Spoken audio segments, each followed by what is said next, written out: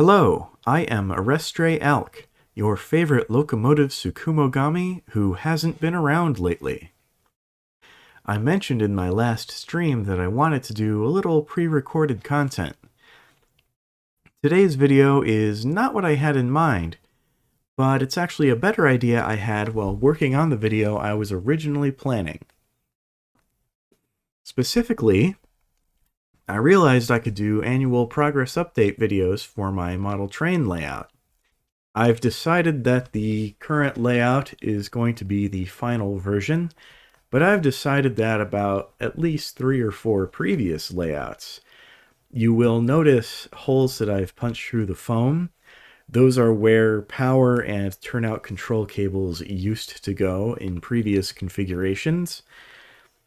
And if you look at those, you might be able to form a guess about the number of times I've changed up the track. The railroad that I ran for when I was a locomotive is one of the ones that was absorbed by Norfolk Southern. As a result, I've got a little bit of a fondness for Norfolk Southern as a company. Here's the bit of the layout that wasn't in the first photo, including the automatic crossing gate over there on the far side. My plan is to have a road from the automatic gate that loops around following the outside track there to the other end, where there will be either a park or a little cul-de-sac. I haven't decided which yet. Either way, there will be a 3-way intersection that connects to the other crossing. Now, here's just a closer look at the poster and the shelf. And you can also see that cube shelf over there in the corner that has other paraphernalia. A couple of buildings I think are on there. The lower shelves have all my cleaning supplies. Now, from this end, we can see the whole layout. So we've already seen the crossing on the far end there. And we have the two under the bridge. And between them is going to be the main street. There will be shops, a couple of restaurants, maybe a strip mall, and side streets that connect to residential neighborhoods. For the crossings under the bridge there, I was short a American-style crossing from Kato. So as you can see, they each have one of those little plastic ramps that Kato puts in with their track sets. I'm debating with myself whether to leave those like that or get another crossing. I like the idea of kind of the assumption that if you cross one track, you'll cross them both, but I'm not sure how realistic that is. But on the other hand, I'm not really sure how realistic I want to be, since this is a totally freelanced layout and realism is kind of out the window.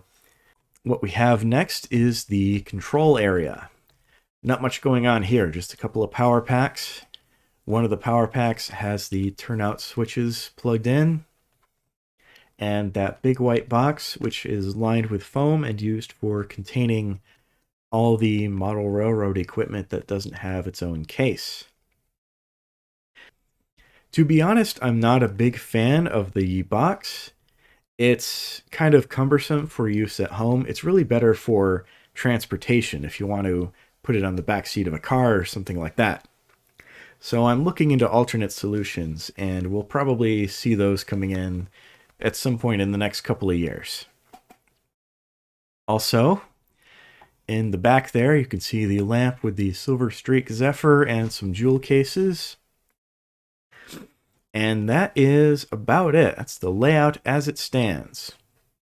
Once I finalize the locations of all the streets and the buildings and things, we can really make some progress.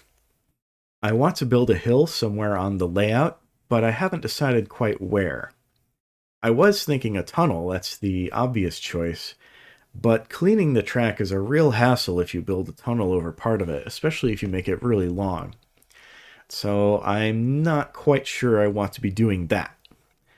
The Silver Streak Zephyr is the pride of my collection, so we're starting with that on the outside line.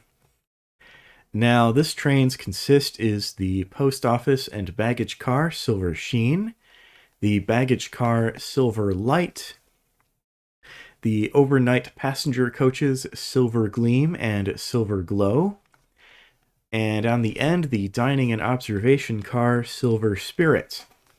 And these are pulled by the EMD E5A diesel locomotive Silver Bullet.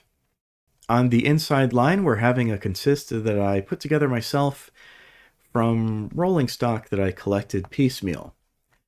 The prototypes are all Japanese and were all manufactured at the same time. And I believe the passenger coaches were meant to be used together. But I'm pretty sure the locomotive was meant for freight use and shunting. It wouldn't have pulled passenger trains. But I like the way they all look together, so I am going to run them together. This train is a Mani 44 post office and baggage car with 3 passenger coaches, which are a Suha 43, an Oha 47, and a Nahafu 11. And motive power for this train is a Japan National Railways DE10 in JR Kyushu colors, which means mostly black with a little bit of red and gold handrails. It's a very nice color scheme. I quite like it. After we watch those trains run for a while, we will switch over to some different equipment. The inside line will just be running a streetcar, specifically Kato's Pocket Line streetcar. On the outside line will be a very long and very non-prototypical consist, which includes a mix of rolling stock that I just wanted to have on camera and rolling stock that I added to make the train longer, all pulled by a Union Pacific FEF3 in the Greyhound livery. This is going to be primarily a freight train, despite the fact that the Greyhound livery was used for passenger service. And I'm not sure if any of these items of rolling stock were used at the same time as the FEF3. But I like the way they look together, so that's what I'm going to run. I especially like the FEF3. It's the second steam locomotive that I have ever acquired, and it is a beast. I quite like watching it run. So, we are going to have this little running session. It lasts about 15 minutes, a little less than that. And I am just going to stop talking and let it run for you. This has been Restre Alk, and I will see you next time.